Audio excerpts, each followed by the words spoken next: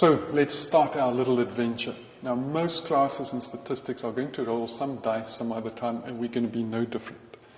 Now, a normal die contains 6 sides. And if it's a fair die, it has an equal likelihood of landing with any of its 6 sides facing up. So there really are 6 outcomes.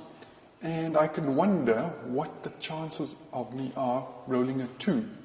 Well, because there's 6 different outcomes and we have these 6 faces rolling a 1, well, there's just a 1 in 6 chance of throwing that. So that gives me a probability of 0.1667 if I want to round it off, or 16.67%. The same goes for rolling a 2. It's 1 out of 6. There's a 1 out of 6 chance of the die landing with that face up. Same for 3, etc. Now on the screen you can see beautiful little bar graphs.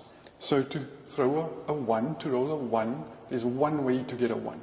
To roll a 3, there's one way to get that. But we can represent this slightly differently. Look at this. Now we just do the heights as if they are the probabilities. And I can now ask you to do your very first, very rudimentary p-value. I can ask you what the probability is of you rolling a 2.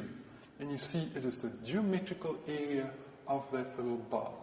It has got a height of 0.1667 and it's got a width of 1. Now that width of 1 is because this is discrete data points. We've spoken about those.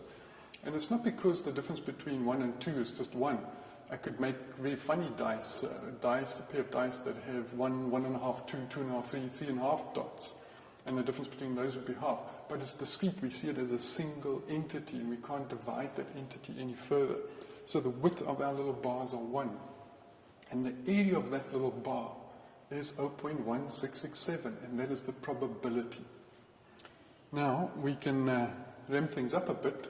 See, the 2 bars are colored in now because I can ask you what the probability is of getting a value of 5 or 6. We can add those, and you can work out for me what that probability was. Now, that's one die. Let's roll a pair of dice, and we sum up the values that land face up.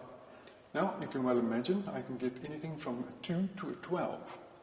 Now, how many ways would there be to roll a 2? Well, there's just one way to sum to 2. You can have 1 and 1 on each die. It doesn't matter which one comes first. There's 1 and 1. That's exactly the same thing. But I can ask you, how many times can you get a 6? A 12, I should say. Well, same story. You're going to throw a 6 and a 6. A 6 has got to appear on both die. So there's one way each for 2 and one way each for 2 and a 12. But what about a 3? Well, there are 2 ways to get a 3. The first die can land on a 1 and the second one on a 2, or the other way around. What about a 3? Well, what about a 4? Well, there are 3 ways. There'll be a 1 and a 3 and a 1, or a 2 and a 2. And here you see the table that contains all the results.